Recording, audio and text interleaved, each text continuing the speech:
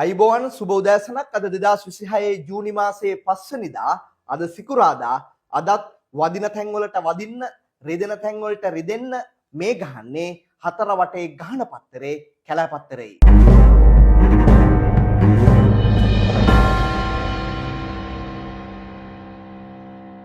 රිත්මා අදත් අපි සුපුරුදු පරිදි මුලින්ම සිරස්තල වෙත යන් මනෝවෛද්‍යවරයා හම්බුන වෙලාව ඉඳලා සලේ අඩනවා ත්‍රස්තවාදීන් 8 දෙනෙක් බැලන්ස් කරපු සලේ පතෝලෙක්ද දිලීප පීරිස් අධිකරණයට කියයි. දිලීප පීරිස් මහතා රජ කතා අහන්නේ හරිද? කට උත්තර නැති වෙන කතා අහන්නේ. දැන් සලේ අඬනවලු. සලේ විලාප තියෙනවලු. හරිද? ත්‍රස්තවාදීන් බැලන්ස් කරපු, ත්‍රස්තවාදීන් දනගස්සපු නේද? එහෙමනේ කියන්නේ අර හුඬු කල්ලිය. හරිද? අර පොහොට්ටුවේ කල්ලිය එහෙම තමයි කියන්නේ. එහෙම දනගස්සපු මිනිහෙක් නේද? අපරාධ පරීක්ෂණ දෙපාර්තමේන්තුව ප්‍රශ්න කරද්දී ඇයි අඬන්නේ? ඇයි කෙඳිරි ගාන්නේ? ඇයි ඒ? හෘද සාක්ෂිය කතා කරනවා ඇති. අපට කියන්න වෙන්නේ නම් එහෙම්මම තමයි. රාජ්‍ය බුද්ධි සේවයේ හිටපු අධ්‍යක්ෂක සුරේෂ් සලේගේ හැසිරීම දැඩි ලෙස විවේචනයට ලක් කරමින් එය සම්පූර්ණයෙන්ම රංගපෑමක් බවට ජ්‍යෙෂ්ඨ නීතිඥ දිලීප පීරිස් මහතා අධිකරණයට කියනවා. ත්‍රස්තවාදීන් 8 දෙනෙකු පවා පාලනය කළ බැලන්ස් කරපු අයෙකුගේ මෙලෙස හැසිරීම පුදුම සහගතයි. ඇත්තටම අద్භූතයි. අපි කියනවා අద్භූතයි. හරිද? භයානක ත්‍රස්තවාදීන් 8 දෙනෙකු පවා මනාව පාලනය කිරීමට සමත් වූ සුරේෂ් සලේ වැනි ප්‍රබල චරිතයක් මේ වන විට මෙලෙස පතෝලේ කුසේ හැසිරෙන්නේ කෙසේදයි දිලීප පීරිස් මහතා අධිකරණයේදී ප්‍රශ්න කරනවා. මලහත්තිලව්වයි මහරජාණනි දැන් නම් හරිද? මාර වැඩක්. හරිද? සලේ අඬනවලු. සලේට අමාරුයිලු. සලේ කලකිරිලලු. හරිද? එහෙම තමයි හුඬු කල්ලිය කියන්නේ. හැබැයි අපිට නම් ආරංචිය සලේ සැලිලලු. හරිද? GR කියනවද දන්නේ නේද? GR කියනවද දන්නේ. එහෙම එකක් වුණොත් කොහොමද වැඩේ? හරිද? නේද? අපිට අහන්න වෙන්නේ එහෙමයි. සලේලාගේ හෘද සාක්ෂිය දන්නව ඇති සලේලා කරපු දේවල්. හරිද? අපි අර හැම විටම කියන දෙයක් තමයි ඔබ වුණත් මම වුණත් අපරාධයක් කළොත් මැරෙන්න මොහොතක් තියලා හරි ස්වභාව ධර්මයේ අහනවා ලොවෙත් නැති නඩුවක්. හරිද? අපේම සහෝදරයන් 270 ගණනකගේ ජීවිත උදුරා ගත්තා. තවත් පිරිසක් සදාතනික අබ්බඝාතයන් බවට පත් වුණා. හරිද? අපි තවම දන්නේ නැහැ පාස්කුවේ මහමුල කරු කවුද කියලා. ඇතම් විටක අපරාධ පරීක්ෂණ දෙපාර්තමේන්තුවට යම් තොරතුරු ලැබිලා ඇති. හරිද? මට ආරංචි ඊයේ රාත්‍රියේ ප්‍රවෘත්තියක් එනවා ළඟම GR කියලා නමක් ටිම්බෙල් එක්ක શબ્දයක් එක්ක ඇහෙන්න නියමිතයි කියලා. බලමු. ඒ සුබ ප්‍රවෘත්තිය ඇතම් විට අද ඇසෙන්නත් පුළුවන්. නැමත කියනවා ඒ සුබ ප්‍රවෘත්තිය ඇතම් විටක අද ඇසෙන්නටත් පුළුවන්. ටිම්බෙල් එක්ක සද්දයක් එක්ක GR කියලා හඬක්. හරිද? වෙන වැඩක් වෙන්න යන්නේ. මුන් අමුත්තක්කඩි. හරිද? මුන් දැන් යමන් කොහොම හරිද අපි බලමුකෝ වැඩේ වෙද්දි. හරිද? ගෝඨාභය රාජපක්ෂ අත්අඩංගුවට ගැනෙන ලකුණු. ඔව් රිත්මා ගෝඨාභයගේ සට්ටඹිරාලලා තන කියනවා අන්න අප්පොයි ගෝඨාභය රාජපක්ෂ අත්අඩංගුවට ගන්න යනවා කියලා. අත්අඩංගුවට ගන්න ඕන නම් අත්අඩංගුවට ගනි. හරිද? දැන් පාස්කු විමර්ශන ආශ්‍රිතව ගෝඨාභය රාජපක්ෂට විදේශ ගමන් තහනමක් කොළඹ කොටුව මහේස්ත්‍රාත් අධිකරණය දෙනවා. හරිද? නියෝග කරනවා විදේශ ගමන් තහනමක්. හරි? අපරාධ පරීක්ෂණ දෙපාර්තමේන්තුවේ ඉල්ලීම පරිදි. හැබැයි දැන් අත්අඩංගුවට එහෙම ගෝඨාභය ගන්න ඕන නම් අත්අඩංගුවට ගනි. කලබල වෙන්න එපා. හරිද? නේද? දින 90ක රැඳුම් නියෝග එහෙම ගන්න ඕන නම් අත්අඩංගුවට අරන් එහෙමත් ගනි. හරිද? නේද? නැත්තම් අත්අඩංගුවට අරන් ප්‍රකාශයක් ලබා දීලා නිදහස් කරන්න තත්ත්වයක් තියෙනවා නම් නීතිමය තත්ත්වයක් තියෙනවා නම් එහෙමත් කරයි. හරිද? නැත්තම් අත්අඩංගුවට අරගෙන රිමාන්ඩ් කරයිද දන්නෙත් නැහැ. හරිද? හැබැයි ගෝඨාභය රාජපක්ෂගේ හිටපු පෞද්ගලික ලේකම් ජනාධිපති ගෝඨාභයගේ පෞද්ගලික ලේකම් සුගීස්වර බණ්ඩාර කියලා පොරක් ඉන්නේ අර අසූචි ගහලා එළෙව්වේ නේද? අර මුදල් අමාත්‍යාංශයේ ලේකම් හර්ෂණ සූර්යප්‍රම මහතාගේ නිවස ළඟට ගිහිල්ලා අසූචි ගහලා එළෙව්වේ ගමේ මිනිස්සු ටික හර්ෂණ සූර්යප්‍රම මහත්තයාගේ. හරිද? අන්න බාණ්ඩේ සුගීස්වර බණ්ඩාර ඔබට මතක ඇති. හරිද? අන්න ඌ කියනවා ගෝඨාභය අත්අඩංගුවට ගැනීමේ සූදානමක් තියෙනවා කියලා. අපි නම් දන්නේ නැහැ එහෙම එකක්. හැබැයි මුන් දන්නවා. දැන් ගම්මන්පිල කියනවනේ කෙලින්ම ගෝඨාභය අත්අඩංගුවට ගන්නවා කියලා. සුගීස්වර බණ්ඩාරත් කියනවා සූදානමක් පවතිනවා කියලා. කියන්නේ පාස්කු ප්‍රහාරය ආශ්‍රිතව මොනවා හරි මුන් දන්නව ඇති. හා නැද්ද? ඔය ගම්මන්පිලයා සුගීස්වර බණ්ඩාර අල්ලගෙන ගිහිල්ලා අපරාධ පරීක්ෂණ දෙපාර්තමේන්තුව ප්‍රශ්න කරා නම් අන්න වැඩේ. හරිද? අපි ඔයිට කලිනුත් කියලා තියෙනවා. මරු බඩු. හරිද? දැන් මුන් විලාප තියෙනවා. හරිද? මහයුන්ට කෙලවෙද්දි කුඩායුන් නේද? කෙඳිරි ගහනවා. යමල්ලා කොහොම හරිද? මේක හරි අමුතු කාලයක්. දැන් අපි ඊයේ දැක්කා. ඊයේ සමස්වරුවේ තන තන නේද? කට්ටිය රැස් වෙලා ඔය හුඬු කල්ලි කණ්ඩායම් ගෝඨාභයට කෙලින්න යනවා. එහෙම එකක් කියනවා. අපි දන්නේ රටේ නීතිය තුල කවුරු හරි මොකා හරි වරදක් කරලා තියෙනවා නම් නේ ඒවා එහෙම වෙයි. හරි? මට මං ගැන විශ්වාසයි.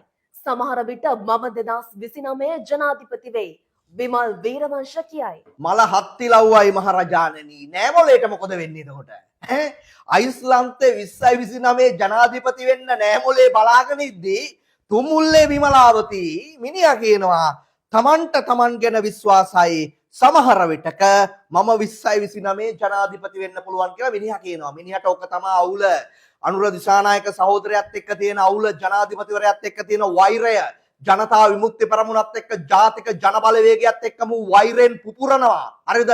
මූ එදා දේශප්‍රේමී දේශපාලන ව්‍යාපාරයේ පාවලා දීලා මහින්ද රාජපක්ෂගේ රෙද්දාස්සේ හැංගුණේ ගිහිල්ලා ඒ වෙලාව මූ කෝටිපතියෙක් වුණා කියලා චෝදනාවක් තියෙනවා. දැන් මූට දරා ගන්න බෑ. හරිද? මූ කවදාවත් හිතුවේ නෑ අනුර දිසානායක මේ රටේ ජනාධිපති වෙයි කියලා. JVP කාර්යෝ පැලවත්තේ නේද? මේ රටේ බලය අල්ලයි කියලා ආණ්ඩුවක් හදයි කියලා මුන් හිතුවේ නෑ. මූ හිතුවේ නෑ. දැන් මූට දරා ගන්න බෑ. මූ පුපුරනවා. මේක දැන් හිතනවා ඇති 20යි 24 සැප්තැම්බර් 21 අනුර ජනාධිපති වුණා. මට බැයි දැයි 20යි 29 අයිස්ලන්තේ ජනාධිපති වෙන්න කියලා. පිස්සු. දැක්කනේ අර නේද? රණවිරු ස්මාරකයේ ගාව දබෝන් ගාලා වැටුණා. අපි ආපහු බලමු. හරිද? මේ ඔබ දකින්නේ මතකද මූ වැටිච්ච විදිය? දබෝන් ගාලා වැටුණා. නේද? දබාන් දීන් එන්න වැටුණා. අර රණවිරු ස්මාරකේ ළඟ මඤ්ඤං පිස්සු මෙන්ටල් ට්‍රැක් අවුට්. හරිද? තව අවුට් වෙන්න පටන් ගත්තේ නෑ පුතෝ. හරිද? පටන් ගත්ත දාට නේද? රෙදින ඉල්ලේ ඈ රෙදි නැතුව තමයි දුවන්නේ මේ හාදෙව්. හරිද? මෙයාකා 20 මේ ජනාධිපති වෙන්න පුළුවන්ලු මෙයාකාට. මරු ඈ නියමයි. දේශයාචිව නිදහස් කළා නම් මාවත් නිදහස් කරන්න. යෝෂිත රාජපක්ෂ කියයි. මරු මුණුබුරා නේද? ආච්චිට මතක නෑ ආච්චිගේ සෞඛ්‍ය තත්ත්වය අවුල් කොහොම හරි ආච්චි නඩුවෙන් අයින් කරනවා ඉවත් කරනවා මාවත් නිදහස් කරන්න එහෙනම්. වසර 3ක කාලයකදී විසුද්ධිකරණය කර මුදලින් රුපියල් කෝටි 8කට අධික මුදලක් යොදවා රත්මලාන හා දෙහිවල ප්‍රදේශයේ ඉඩම් ඇතුළු දේපොළ මිලදීගත් බවට එල්ල වෙන චෝදනාව මුදල් විසුද්ධිකරණය වැළැක්වීමේ පනත යටතේ නීතිපතිවරයා කොළඹ මහාධිකරණයේ තමන්ට එරෙහිව ගොනු කර ඇති නඩුවෙන් තමන් මුදා හරින්නයි ඉල්ලා හිටපු ජනාධිපති මහින්ද රාජපක්ෂගේ පුත් යෝෂිත රාජපක්ෂ විසින් අභියාචනාධිකරණයට ප්‍රතිශෝධන පෙස්සමක් ඉදිරිපත් කළා. දේශීය ආච්චිත් නිදහස් කරා. පව් යකෝ අර වයසක ආච්චි. හරිද? මුන් ආච්චි බලන්නකෝ ආච්චිත් නිදහස් කරයි මම විතරක්. හා යමන්කෝ අපි බලමු. හරිද? නීතිය ඉදිරියේ නිදහස් කරන්න පුළුවන් නම් නීතිය නිදහස් කරයි. හරිද? නේද? අධිකරණයේ ක්‍රියාදාමයක් තුල වැරදිකරුවෙක් නොවේ නම් නේද? නිදොස් කොට නිදහස් වෙයි. වැරදි කරලා තියෙනවා නම් හරිද? දඬුවම් ලැබෙයි. අපි එහෙමයි කියන්නේ. හරිද? අපි නීතිය ගැන විශ්වාස කරනවා. බලමුකෝ යෝෂිත. හරිද? තමුසෙලා හිතාගෙන ඉන්නේ මේ රටේ මිනිස්සු කන්නේ තනකොළ පුන්නක්කු කියලා. තමුසගේ මහ එකා තමුසගේ තාත්තා රටේ ජනාධිපති වුණා කියලා. හරිද? තමුසලාගේ හත්මුතු පරම්පරාවෙම නේද? ගහන ගේම් හරිද? කරපු තක්කඩිකම් මේ චෝදනා මේ රටේ මිනිස්සු දරාගෙන ඉන්න ඕන. යමන් කොහොම හරිද? යෝෂිත රාජපක්ෂ හොඳට මතක තියාගන්න. නොම්බර එකේ බඩක්. හරිද? අපි බලමුකෝ ඉදිරියේදී හොඳද? ඩඩ්ලි සිරිසේන රෝල්ස් රොයිස් රථයක් ගෙන ආ නිසා ඩොලර් එක ඉහළ ගියා.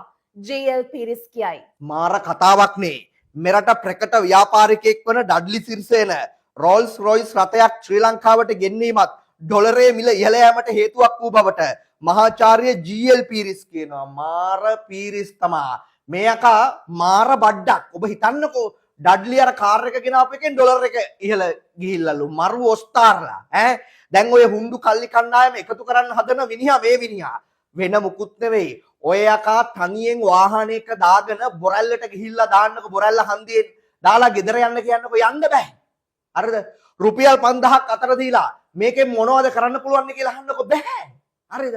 එහෙම මෙන්ටල් ට්‍රැක පැනපු බඩු. හරිද? ලොවෙත් නැති බඩු. හරිද? ඩඩ්ලි කියන්නේත් වෙනම බඩක්. හරිද? ඩඩ්ලි සිරිසේන ගැන අපට තියෙනවා වෙන එකක්. හරිද? මිනිහක් මේ මාර බඩක්. හැබැයි මේ මෝටර් රථය ගෙන අප එකෙන් ඩොලරය නැංගා කියන්න තරම්. ඊයා බං ජී.එල්. පීරිස් ඊයා. අර දැන් වයසයි. ඔය සීයලා මහින්දලා ඔක්කොම එක නේද? එක වයස් කාණ්ඩේ පිරිස්නේ දැන් ට්‍රැක පැනලා. හරිද? දන්නේ නැහැ කියන දේ වෙන මුකුත් ඕනේ නැහැ. බොරැල්ලේ හන්දියෙන් දැම්මොත් මිනිහාව ගිහිල්ලා මිනිහා ගෙදර යන්න දන්නේ නැහැ. හොන්න බඩු. මේ අතර ඇමරිකාව විසින් ලංකාවට ලබා දුන් සමුද්‍ර විජය යුද නෞකාව ජනපති ප්‍රධානත්වයෙන් නාවික හමුදාවට.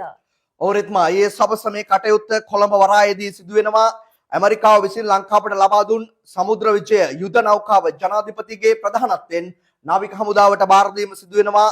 සමුද්‍ර විජය යුද නෞකාව ශ්‍රී ලංකා නාවික හමුදාවට අයත් අධිකාරියට පත් කිරීමේ නිල රාජ්‍ය උත්සවය ඊයේ දවසේදී කොළඹ වරායේදී පැවැත්වෙනවා. මෙම නෞකාව ඇමරිකා එක්සත් ජනපදයේ විසින් ශ්‍රී ලංකාවට පරිත්‍යාග කරන ලද්දක්. ඇමරිකාවේ සිටම නාවික සැතපුම් දහස් ගණනක් ගමන් කරමින් ශ්‍රී ලංකා නාවික හමුදාව මේ ගෙනාවා දිවයිනට ඉතාම ඓතිහාසික අවස්ථාවක් බවට පත් වුණා. අපි දැන් එම දර්ශන වෙත යනවා.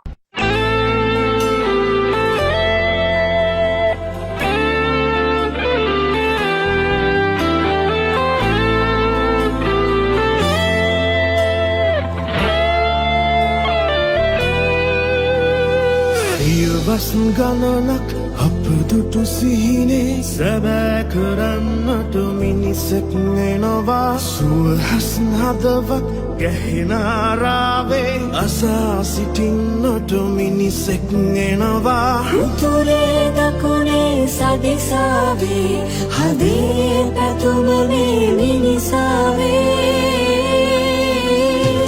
අද මුළු රට එක මිටකට සුබනකට රට අනුරට අද මුළු රට එක මිටකට සුබනකට රට අනුරට